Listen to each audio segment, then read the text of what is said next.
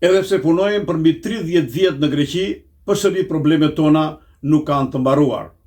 Pak më parë është miratuar një ligj ose më drejt është bërë një shtesë në ligjin ekzistues në lidhje me asistencën sociale afatgjat ose epidhoma makrokronjas anergon, ligj pra i cili lë mënjan nga ky trajtim emigrantët e ligjshëm që punojnë për shumë vitesh në Greqi vetëm sepse vinë nga vende të cilat nuk janë anëtare të Bashkimit Evropian. Miratimi i këtij ligji ka bërë pra që të preken shumë shqiptarë që punojnë e jetojnë në Greqi, të cilët me të drejtë pra kërkojnë që të trajtohen në mënyrë të barabartë me vendasit. Dikush sa dëgjon këtë problem mund të thotë pra, si ka mundësi që në Greqi ka kaq mungesë të theksuar të fuqisë punëtore, të ketë akoma njerëz që dëshirojnë ose duan të trajtohen me asistencë sociale të zakonshme dhe aq më tepër me asistencë sociale afatgjat. Mirë, problemi nuk është se sa njerëz do trajtohen me asistencë zakonshme apo me asistencë sociale afatgjat. Problemi qëndron pra te mohimi nga ana e politikës, te mohimi i të drejtave të ligjshme të kësaj pjese të shoqërisë, te mohimi pra dhe lënia mënjan e emigrantëve. Ne punojmë e jetojmë për shumë vite këtu, jemi pjesë integrale e shoqërisë vendase, jemi njerëz burim vlerash dhe jo thjesht kalimtar.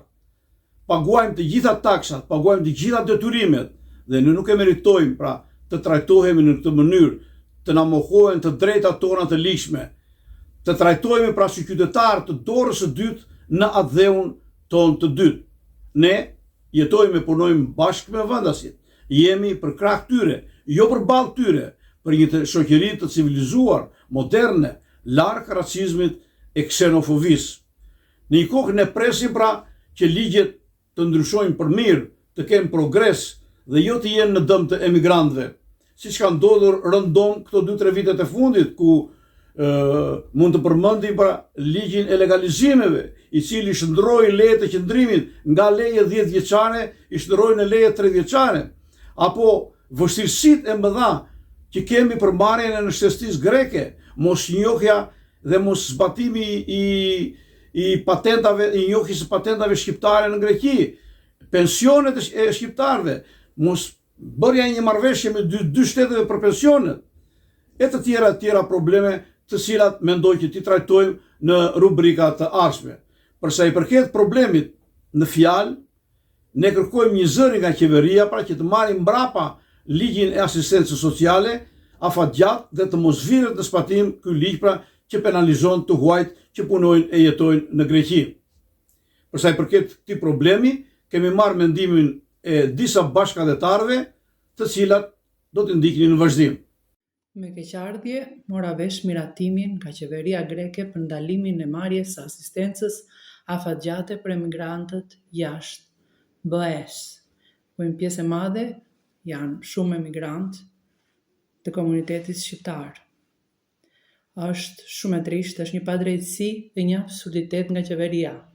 Si mund të ndalojnë marrjes së asistencës afatgjate për emigrantët jashtë BE-s, kur ata njerëz punojnë dhe jetojnë në bazë të ligjeve vendase, kur paguajnë taksat njësoj si vendasit, kur në vendet tjera të komunitetit evropian, si në Hollandë që pata fatin të jetoja për një vit, vendet të ashtu quajtura vendet e treta, konsiderojshin dhe ndihmojshin më shumë se sa qytetarët e komunitetit evropian.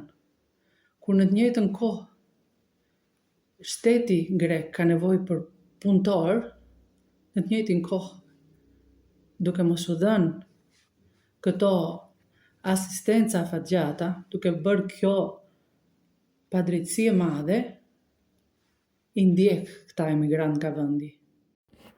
Ndërpritet asistenca sociale afatgjat për të gjithë emigrantët që jetojnë në Greqi. Një ligj ky që prek direkt edhe diasporën shqiptare. I bëjmë thirrje shtetit grek, parlamentit grek, të tërhiqet menjëherë nga ky ligj, që diskriminon gjithë emigrantët që punojnë dhe jetojnë për 30 vjet në këtë vend.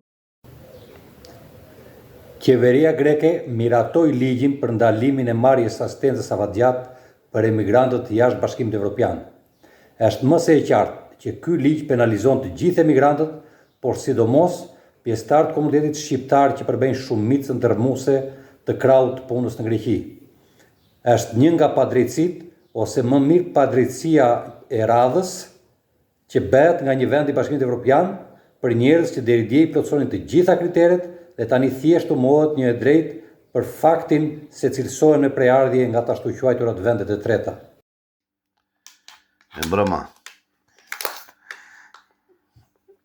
me rastin e ligjit të ri të Greqisë që nxjerr për asistencë sociale për të shqiptarët që kanë punuar për 33 vjet në Greqi dhe nuk i jep të drejtë të marrën asistencë sociale, për mua është një veprim i gabuar. Dhe duhet të tërë shqiptarët dhe tërë të huajt që kanë punuar dhe kanë kontribuar në këtë shtet, duhet të ngrihemi dhe të ngrejmë zërin ton për një të drejtë që janë detyruar të na përgjigjen.